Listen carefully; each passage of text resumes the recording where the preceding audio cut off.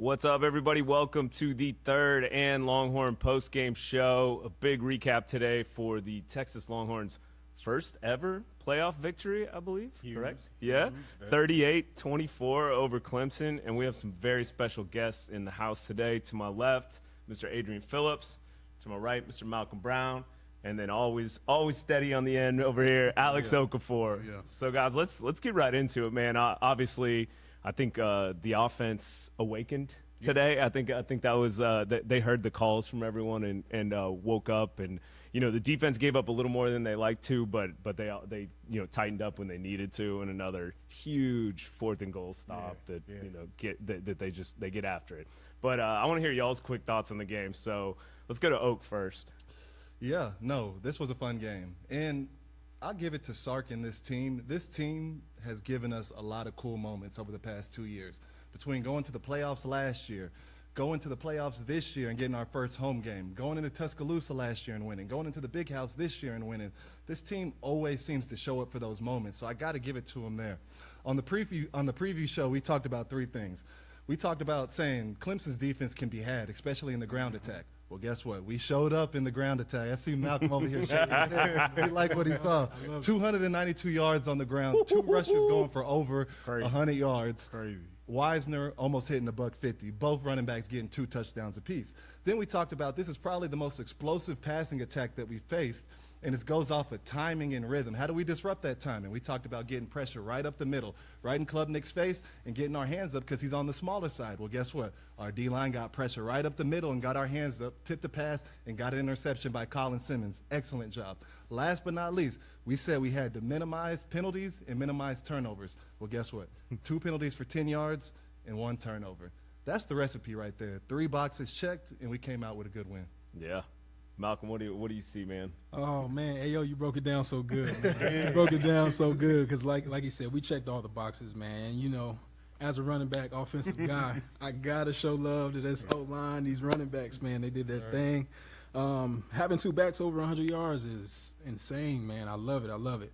Like you also said, they heard the murmurs, they heard the talk, and I think a lot of people forget, those players, they're hearing it, but Sark takes a lot of ownership in that offense too. So I know that was something in his mind as well, man. So, man, it was just so great to see that offense. Look, I'm stuttering over here. Like I'm still trying to, I'm thinking about getting the pads back on myself, man. Like I was in the stands, man, and the atmosphere was crazy as well too, man. I was a fan today. I was in the stands. The atmosphere was amazing.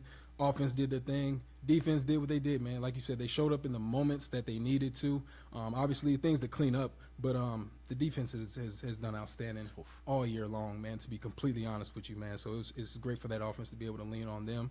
And, again, special teams doing their thing, limited the penalties, the turnovers, like AO said. It was a great day. Yeah. Great day in Austin, Texas. Yeah. Adrian, what do you have, man? Man, I'm just happy that we're 1-0 in our home game playoff appearance. Like, that was a huge win for us. I think really outside of the 4 teams, Notre Dame, Texas, Penn State, Ohio State, out of our 4 matchups, I feel like we are facing like the best quarterback. So a big thing for me was to see how we handled Klubnik. I know when Stockton came in the SEC championship, it was kind of a big change for us. He was a running quarterback. Really couldn't throw it as well as you expected, but we knew that Cave, like, he's a hooper. Like, he was finna go out there and he was finna do his thing. If Clemson won, it was gonna be on his back. And they started off with 6 straight passes, so you knew that they were gonna get after him early. And I think after that first drive, we did a real good job of containing him and containing their pass game. I know in the second half they kind of got out there a little bit, and you hate to see that defensively, but it's also good because you know that your defense can still withstand a great passing attack. So it was good all the way around. The only thing that I wish would be better is our trust in the kicking game. We'll get on that. We'll get on that. Department, baby. Yeah. Man, we'll talk about that later. But I think overall this is what you wanted from the first round, seeing an opponent like Clemson who's been there before with Dabo and who knows how to play in those big games. So I'm excited to see what happens in the next round. Yeah, me too. Well, let's get into the Texas offense versus the Clemson defense. Huge day for the offense. Man. 494 yards, 202 yards passing. So, as you guys mentioned, 292 yards rushing. And, I mean, I know I've been begging to get Jaden Blue back on the field just because he's got that wiggle. He's got that little extra something. Man, I mean, obviously, huge Trey Weisner fan. No knock on Trey. Trey is just solid, steady, but having that little X factor out there and just what Jaden brings to the passing game too. Man, do y'all remember that? It was in the first half. He made that one cut. I think it was off the screen pass over the top where he jumped up into the dude and then landed and then cut right off his jump. Like, I've never seen that before. I was like, man, that's some Saquon stuff out there. Right. But he's spectacular to watch. And props to Quinn. Quinn played a solid game. Like, didn't really have a lot of mistakes. The one pick was a tip ball, and I wouldn't put that on him. I thought he played better than solid. Like, I thought he had a great game today. I do too. Yeah, 17 to 24, 202 yards, 1 touchdown and 1 pick, and he only got sacked twice, I believe. So yeah, it was solid, man. Like, what's you guys' thoughts on the offensive side of the ball and the receiving game and the rushing game, et cetera? I think the huge thing for me, and it's kind of been the theme all year. If Gunnar Helm and Trey Weisner have a good game, then it's going to be a pretty good day. If Jaden Blue gets in that equation too, then it's pretty much night-night. So anytime those 3 guys have a good day, like Golden, Moore, those guys can step up anytime, anywhere. But I think for the catalyst of our offense outside of Quinn, if those 3 guys have a good day and if we can find a way to keep Jaden Blue on the field, and because he's so electric, I think that we're going to be tough to beat. Like, look how he just changes the game. The 77-yard touchdown, crazy. Outrunning the people angle on the sweep. Like, he got some stuff you can't teach. So we got to find a way to keep him on the field, and I think our offense will continue to take off in these playoffs. Yeah, man, I think it's the same. I mean, when you're efficient like that, I mean, Texas is hard to beat, especially on offense, because I think we have such a great defense that you just kind of have to manage it.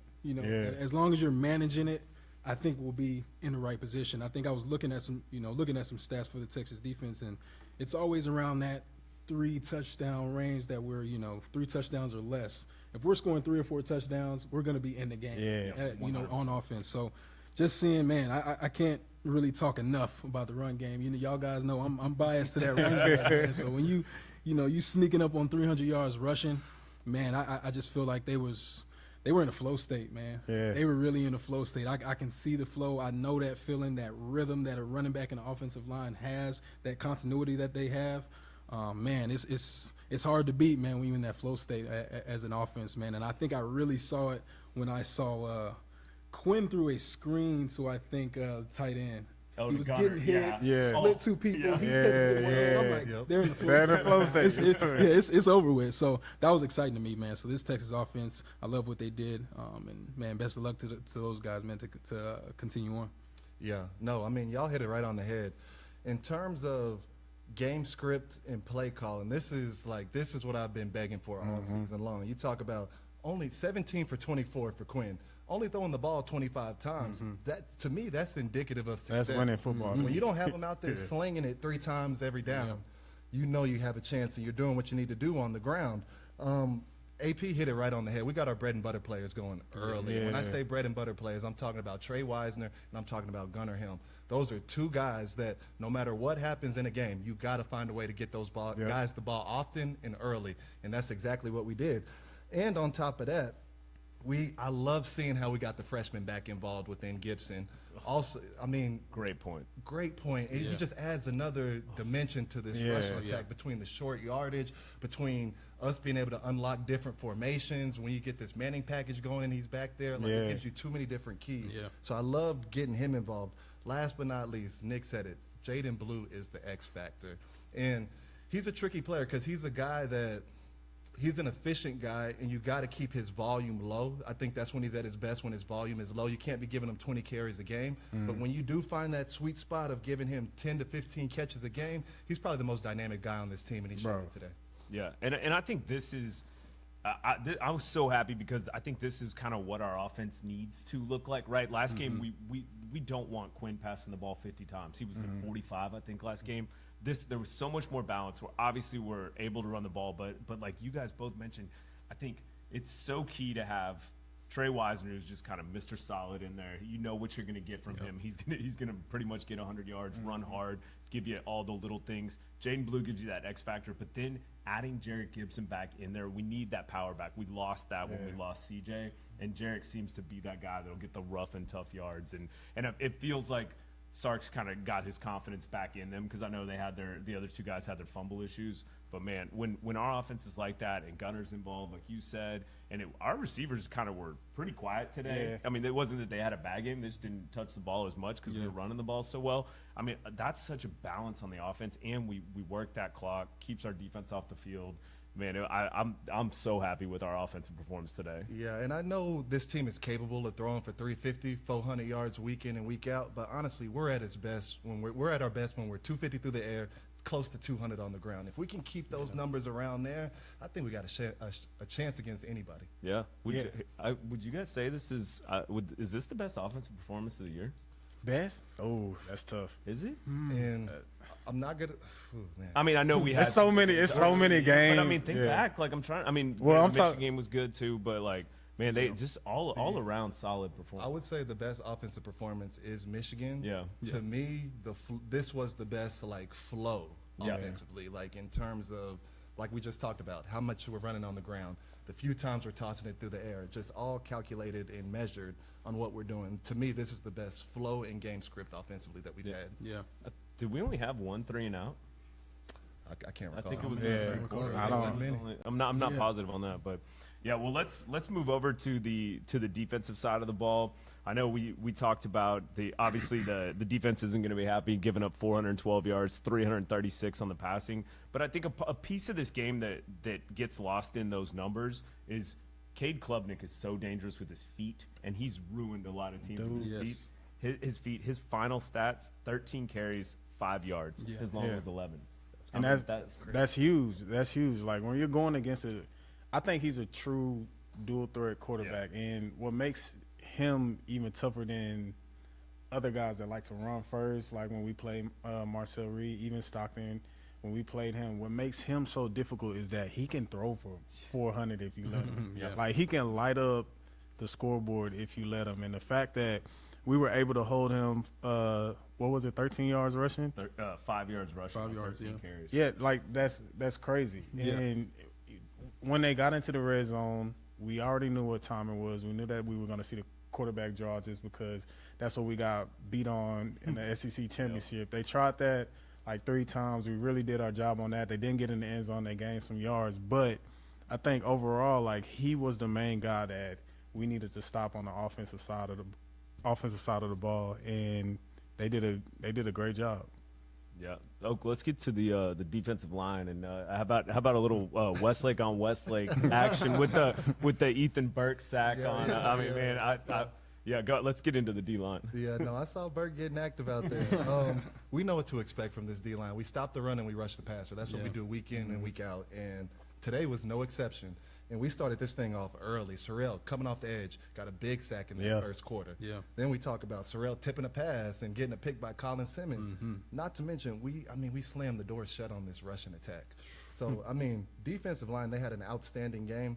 I will say, our secondary got challenged a little bit today. Yeah, that's good though. Yeah, it's good. We talked about it during the preview show that this was probably the best passing attack that we faced this season, and it showed today. We had more explosive plays through the air than we've probably had all season. Yeah. And like AP said, it's not a bad thing. Like, we ended up winning the game, dominant performance by us. Also, we got some things to clean up. That means there's still a little bit of meat left on the bone. Yeah. And then we can still get better. And I think today showed, and I think today will be motivation for these defensive backs on how to get better and where we can get better at. But all in all, I was pleased with today's performance. I will say that goal line stop, what was it, early fourth quarter or late third? I think Might have been early fourth, huh? I think it was early fourth. Yeah, Yeah. It was fourth, yeah. Every week we talk about how this team has a championship level defense in terms of this defense can win you a championship, and the offense just needs to lean on them and rely on them. Well, that goal line stop was a perfect example of that right there. You talk about championship DNA, bowing up on the goal line. That plays like that win you championships, and I was glad to see that. That was Bill Norton, wasn't it? On that big so. Bill Norton, man. He had a sack as well, and I think this defense makes plays when they need to, and they did get carved up a little in the secondary, but that's what Clemson does. They're in the top 10 on the explosive plays in all of college football, and you saw why. Like, man, I was impressed with. I knew going in Antonio Williams could play. I saw a lot of his highlights, but TJ Moore impressed me. Some of his moves off the line, like that kid's a stud. He's gonna be a stud. They got a lot of talent in the passing game, and we didn't let that break us though, right? Like they got some big plays, but overall I was really impressed with how we played. I think one of the main reasons why they were able to challenge us so well is because Clemson runs like a true no-huddle offense. When they're flowing, like they're not huddling, they're going. Even if it's not fast, it still challenges you as a defense, as a secondary to get lined up because you can't get super exotic because you don't know if the offense is going to snap the ball with 30 seconds left on the play clock or if they're going to snap it with 5 seconds. So we played a little more man than we usually do, and I think they were able to take advantage of that. Like with the first touchdown, they caught us in man coverage. Horrible no call by the refs. The pick was crazy. I mean, the dude pushed him off.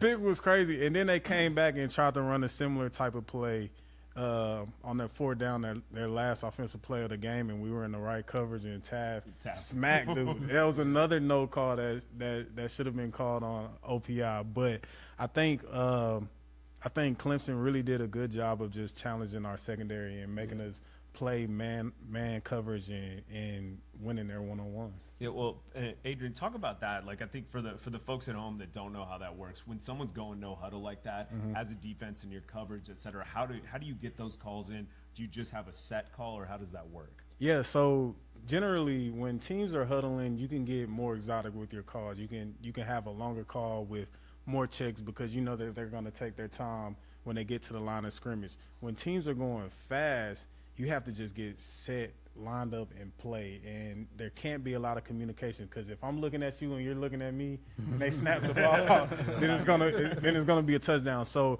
I've been a part of multiple schemes. One scheme, we had a wristband where you look to the sideline, the nearest corner to your sideline, he would relay the call, number 15. Everybody look at 15. You know the play call right now. Other times, they have a helmet now. We didn't have a helmet back then. Yeah. Now they have a helmet, so you still got the defensive coordinator that gives the call to the linebacker, and he relays it to everybody. But most of the time when teams are going that no-huddle, that super fast tempo, you have a set number of plays that you call just so you know it could be cover 1, 2, 3, or 4, some version of that, just so you can get lined up and play. Gotcha. And, man, I think I want to add to it, too. I think we all knew, Clemson coming into this game was a very high-powered offense, right? So I can tell you, even with that, I think, this Texas defense is wired the right way to where they'll make the adjustments, they'll make the changes that they need to.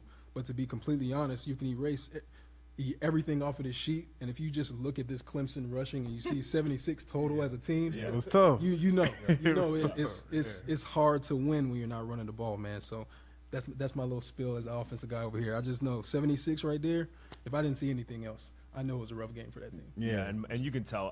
You could tell Maffa was banged up, man, because Maffa's like a stud running back, and he was banged up coming in, and it just showed there, and they had to go with Adams and Randall and all these other guys had to kind of step up, and I mean our defense just doesn't allow you to run. No, and they do. Although I will say the next game is going to get interesting with Cam Skattebo. I don't think it will, but hey, we'll see.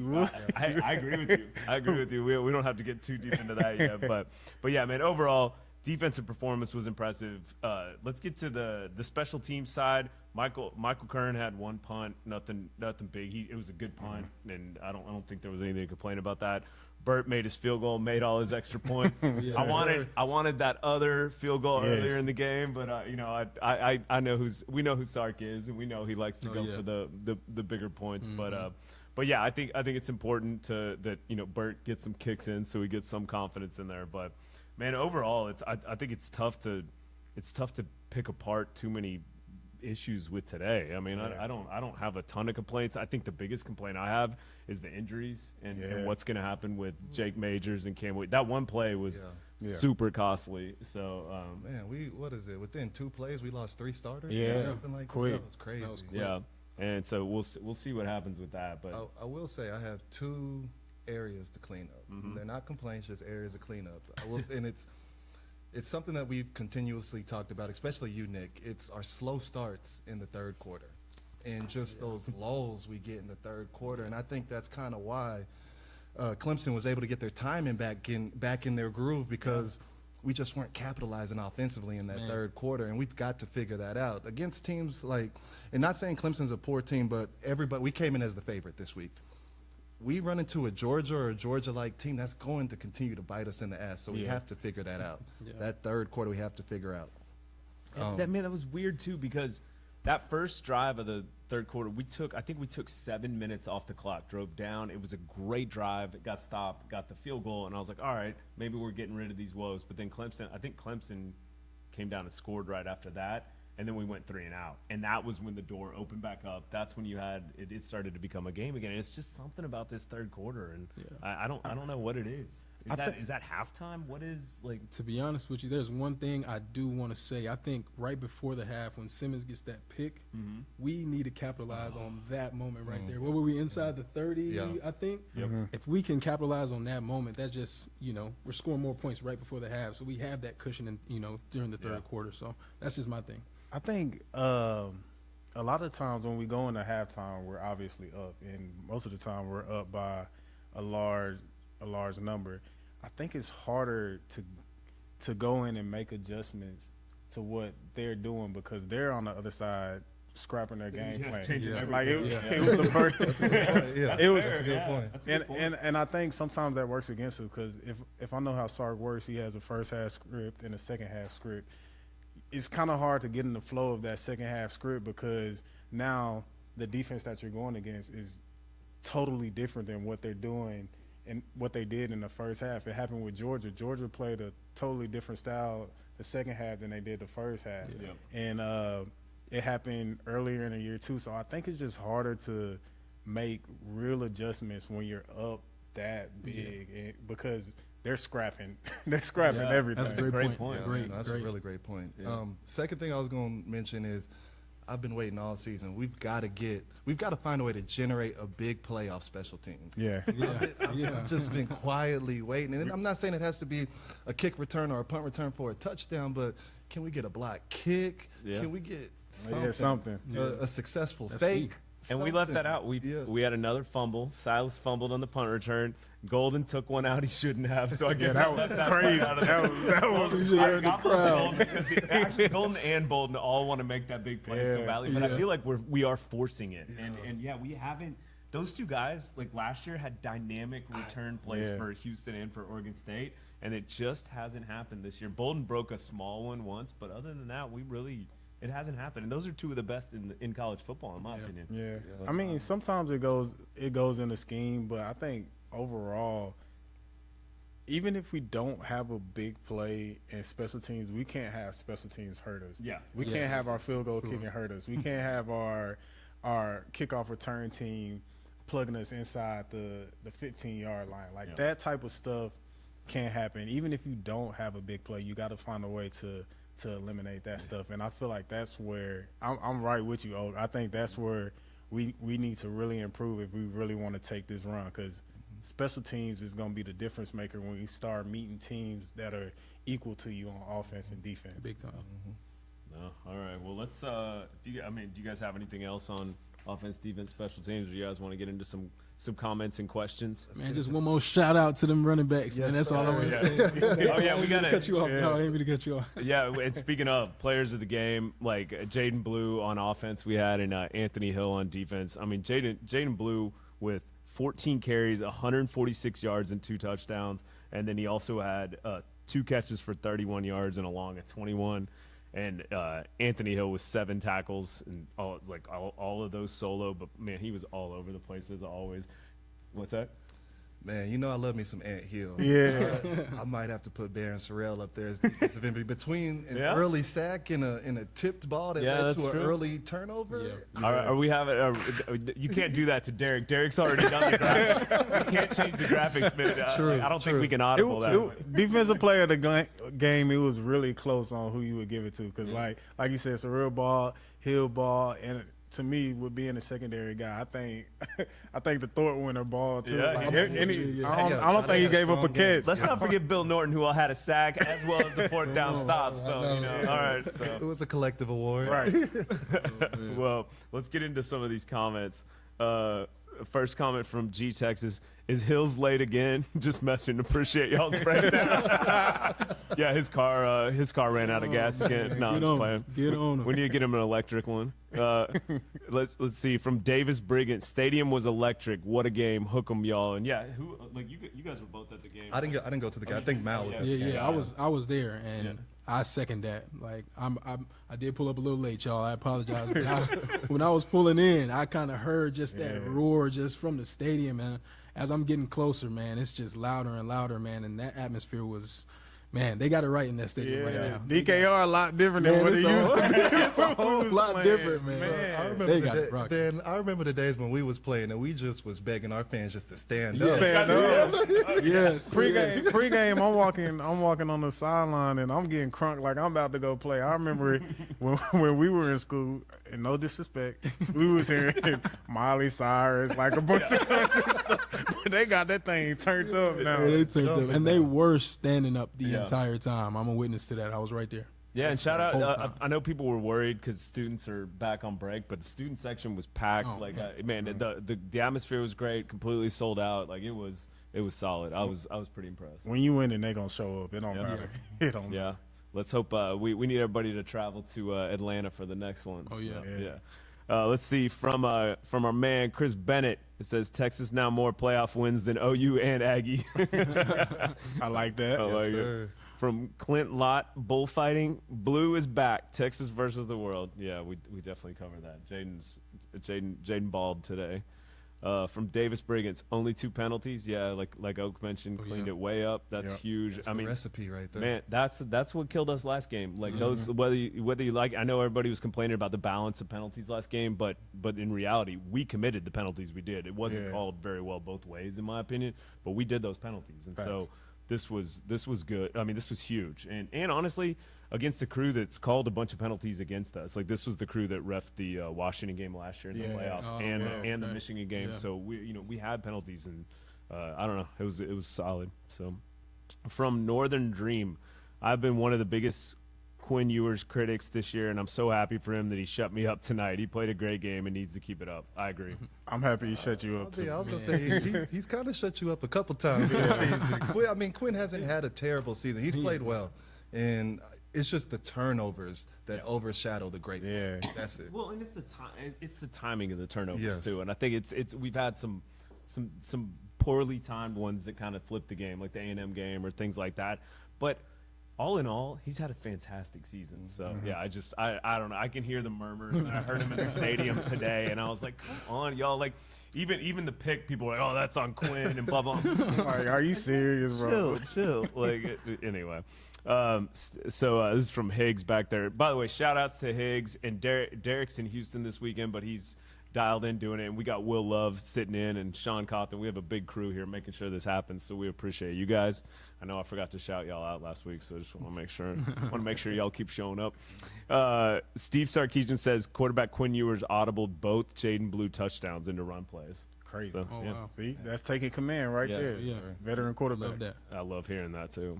From Ant-Man 17, that split back formation was doing great. Hated that we didn't run that more. Yeah, that pony package is I know Malcolm wants that pony package. He's like, man, he wants 3 running backs, 4 running backs. Just take the receivers out. All that. No, I'm playing with y'all. No receivers, no tight ends.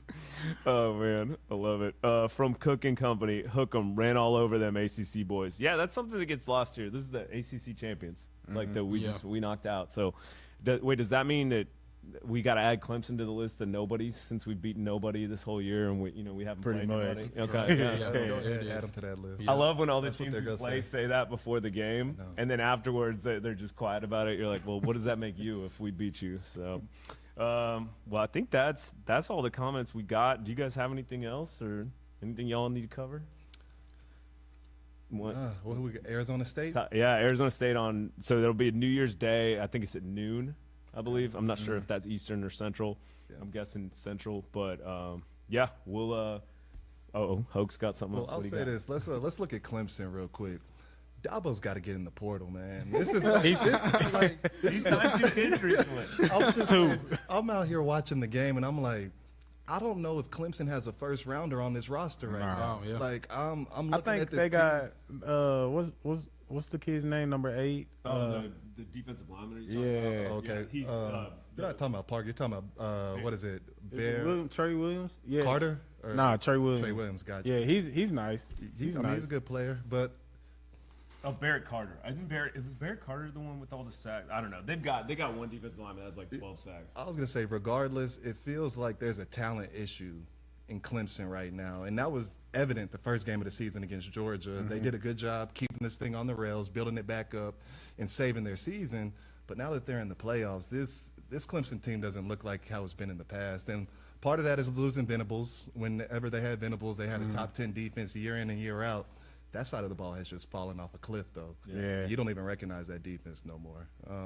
Not our problems. No. We handle business today, but No, just but- an observation. I agree, man, and I think he's got so many pieces there, though. That is a good team. It's not a great team, and it doesn't look like the Clemson teams of the past. But you add the right pieces, like if he built his team like Sark builds his team, where he attacks the positions he knows he needs, and then develops the younger talent to come fill it in. Like that program can keep going, but I don't know if he's gonna do it. I know he signed that kid from like Southeast Missouri State, a wide receiver, and I think he signed one other kid recently from the portal. So I think he's starting to give in, and You got to. I mean, that's sticking his that's toe in the today's water. time. I think the biggest thing that was evident for me with Clemson was they didn't have a lot of team speed.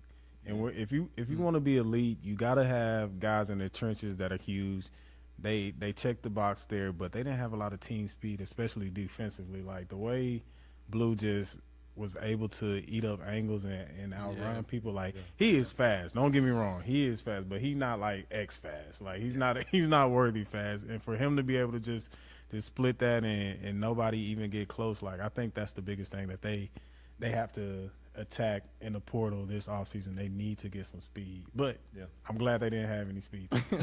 I got a question for y'all too. I'm sorry to cut you off. go ahead. Quick question. I watched you guys' preview on this game. When the last time y'all talked to Jay Hills? Is his beef with is his beef with Dabo handled? Is he handling it all right? I doubt it, man. I doubt it. Jay Hills is crazy. Actually, it'll all depend on the post-game press conference because he hates all the stuff Dabo says. Where he's like, what is it? The only name, image, and likeness I need is God's God. name. Yeah. Did he run out the tunnel with his team today? Like the full sprint that he's known I don't for? know. man, I'm not sure. I saw he was hanging out with Matthew McConaughey before the game. I'm like, man, shouldn't you be concentrating on your game here? Not talking to actors. No, but something else. I was thinking about that, and I was talking to my brother-in-law about it at the game. Was the athleticism of our defense is stupid, right? When you go all the way down, like David Benda's making these crazy plays with his speed, but just think about these guys. Ethan Burke, like he's not like a prototypical defensive lineman, like he's just not. And then you got Colin Simmons. All these guys are almost like you can put them anywhere on the field, and their athleticism is just so crazy. And I just can't imagine these teams having to go against that speed and all over the place. And even like Taft making that play, like you said, Barron making that play. The speed is it's insane, man. Yeah. Like that's why that defense is so good. And another play you saw it on was that one trick play Clemson tried to run, and LaFau came in and tipped Almost him. picked it, bro. I I thought he was walking. I thought it was 7 for him or 6 for him. But that's an example of our team speed. We just play at a different speed than everybody else. And PK has this defense playing so confidently that not only are we fast athletically, but when we know what we're doing, that allows us to play half a second faster. And you're seeing it week in and week out. Yeah.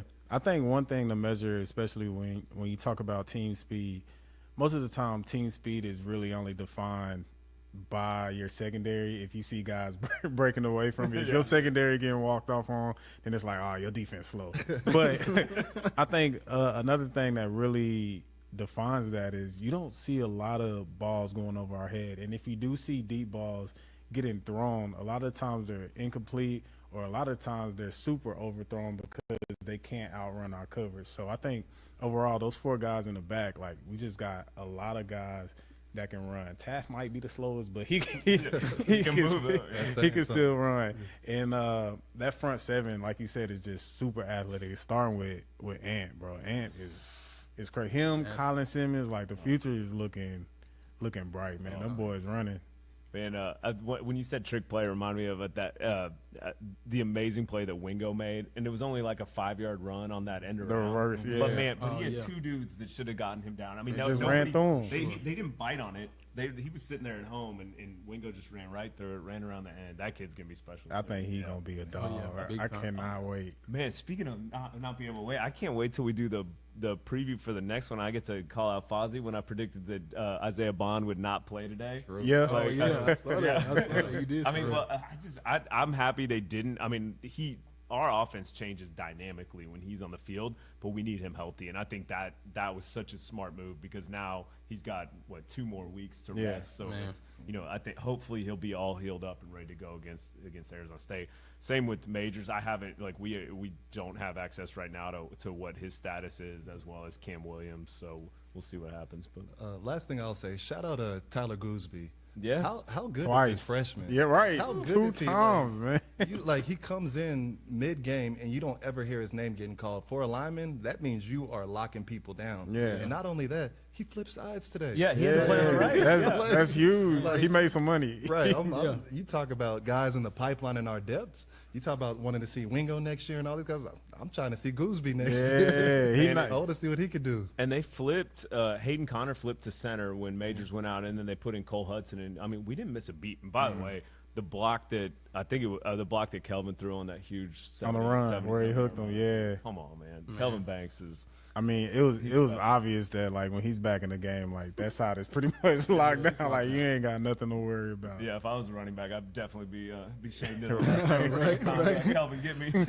The depth is amazing, man. The depth is so amazing. That actually goes back to a point that I heard you say, how deep in the season, the point spread that Clemson actually had against us in that 4th quarter. Yeah. How they were minus whatever. 54. Yeah. And we were plus 50 or something like that, and that goes straight back to that depth. You guys have all said it, hit it right on the head. The depth of this team is outstanding, man. Sark has done a great job developing guys from top to bottom. So I think, man, the Texas team, we got a good shot at this thing, man. Seriously. I think we have a really good shot at it.